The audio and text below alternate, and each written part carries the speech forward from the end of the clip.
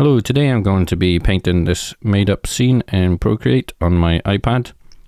I haven't used any references, so this is just going to be a little bit of fun to see what happens and see what I can come up with. I like to do this now and again, just for fun.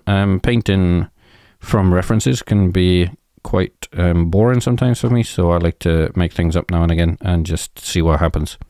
Sometimes it doesn't work, but the more you do it, the more it you find a process for it to work, and you start to see some decent results. So if you try to make something up for the first time, don't expect it to be amazing. It'll probably be a bit weird, but as long as you have fun, it's definitely worth carrying on. So what I'm doing in Procreate, if you haven't seen any of my videos before, I have lots of them like this where I'm not using a brush mostly. I'm using the color fill select tool. So check out my other videos for that. There's a bunch of what I'm explaining, but basically it's a select tool and it fills in the color with whatever you have selected, so it's nice and quick. So what I'm trying to do is just, make big shapes, big nice shapes, and make sure they overlap and things like that, all on separate layers so I can change the colors. I usually stick to fairly standard colors when I start, and then sometimes I'll change them. And so sometimes I'll make the sky pink or something, and you'll see me try this out as I go along using the adjustment tools in Procreate to change the colors. I think I finish fairly close to what I started with this time, but sometimes it can go drastically different. So mainly it's about getting the big shapes so I can highlight them, and you can see me working on the clouds here. I generally make clouds too dark, so you'll see me messing around here trying to lighten them. And this is what I said about trying to change colors. I thought I might try a pink sky, but I undid that because I didn't like it. So there's no right or wrong there. It's kind of just what you like and what mood I'm in, is if I change the colors a lot. And so you still see I'm messing around with these clouds, trying to get them correct. And again, I'm using all the tools in Procreate to help me out. And then I kind of stopped there and I thought, okay, that's pretty good. So for some reason, all painters, or as far as I know, all painters kind of have a problem area where they do it too light or too dark, and then they have to fix it. Now luckily in digital, of course, we can just change it, so it's not such a big deal. Painting traditionally is obviously quite hard to change things, but so I don't stress too much about many things, to be honest, when I'm painting, because it's almost impossible that you can't fix it in digital, or at worst, I'll just delete the layer and do it again, because with this style, like I said, it takes me 30 minutes-ish to paint the entire thing. So if I have a problem area, it's only a few minutes to do it again. So sometimes I'll just delete the layer and do it again. And because it doesn't take long, you might as well.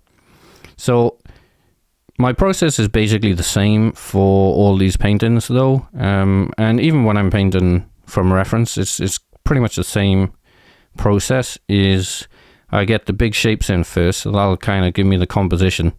And once I have the big shapes in, the painting is not going to change drastically after that. So you kind of got to be happy with the big shapes. So I'm looking for 3 or 4 big shapes, not too many. I've made the mistake of having 6, 7, 8, and it doesn't really work. So if you're going to do this and have a go, hopefully you do, it's a good idea to have 3 or 4 maybe, and keep it on the low side. So what I mean by the big shapes is you've got the mountain, and you got the foreground, and you get a little bit of a midground, and there's nothing much else really. So everything else is just detail, so it doesn't really count towards those big shapes.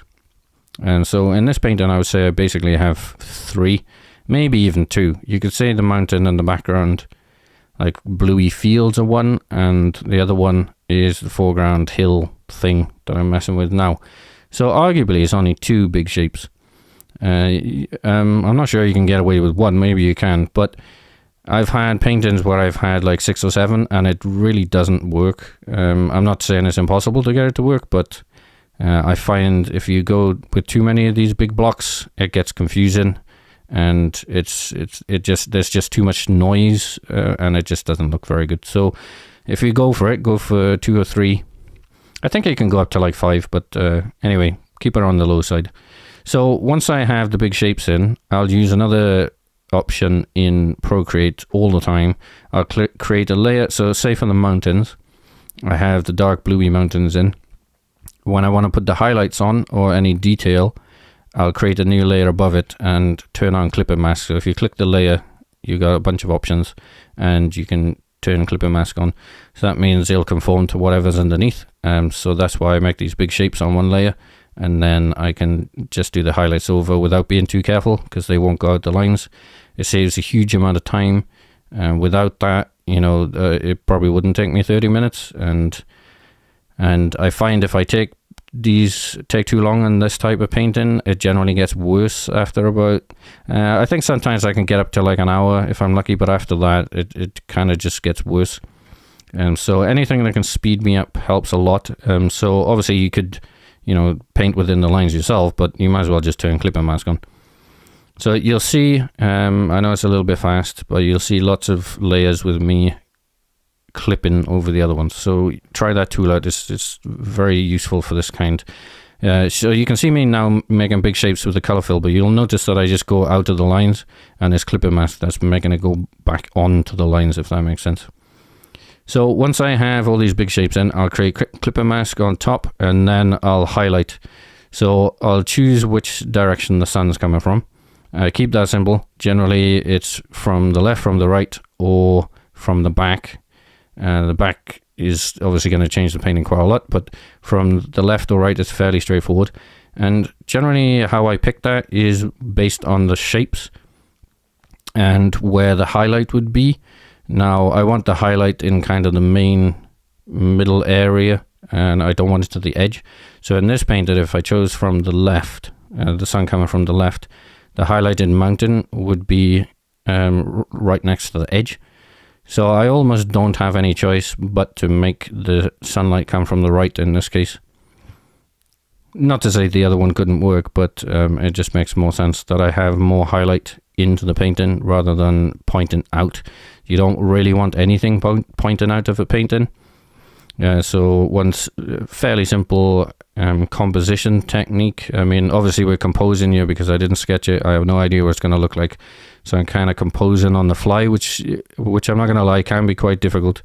And sometimes it looks rubbish. And so, like I said, I'm not sure what kind of probability that this is going to work out when you start one of these, but keep your expectations, fairly realistic, as composing on the fly is not exactly straightforward. So I'm following a bunch of simple rules about composition, which are probably a bit too much for this video right now, but let me know if you want me to talk about those. I try and keep them simple, so I only stick to a few rules, and I don't bother with the rest. I mean, you can read books on that kind of stuff, and it's too much detail for my liking, so I try and keep to the simple ones. So anyway, so I have the highlight in and one thing I've started doing over the last couple of years, which I didn't do correctly before, is making sure I got details in the shadows. So what that means is, you see me like drawing on the mountain there, you see it's got highlights on the left and the right. So the shadows has highlights too. Now if you leave those blank, it can look kind of weird, so you need detail on both sides. And so the highlights in the shadows, they are actually highlights, but they're just not as bright, and they're usually roughly the same color as the shadows. So the blue left side has highlights in blue. So make sure you do that, because it can make a big difference. And so one thing I'm doing different in this painting, I'm adding a little butterfly.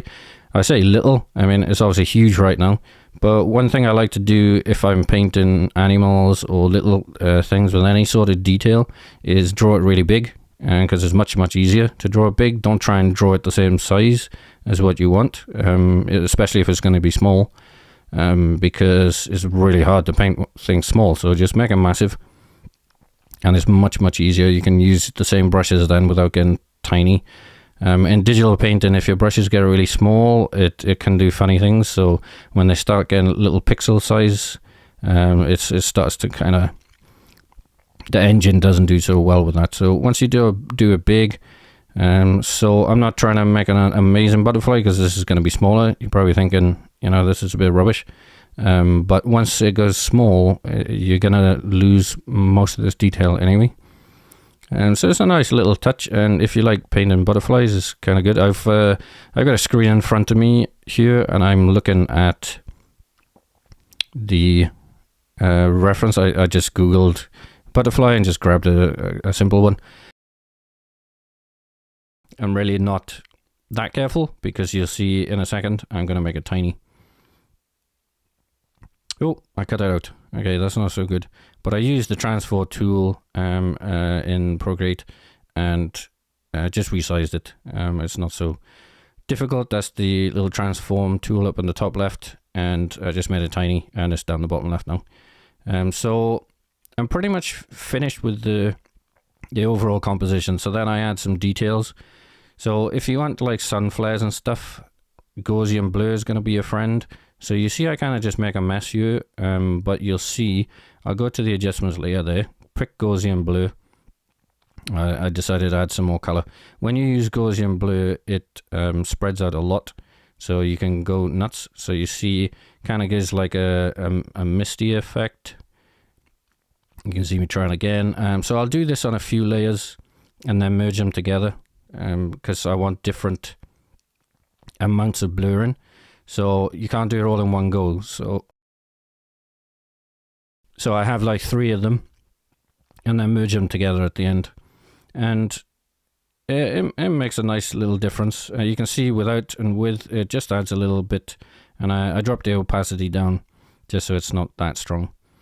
But it adds a little bit. So I'm just adding a few little foreground details there. You could add more of this kind of stuff. You could add more flowers and that kind of thing, but I thought I wanted to keep this fairly simple. So if you found this useful, give me a like and a sub, and I'll catch you in the next one.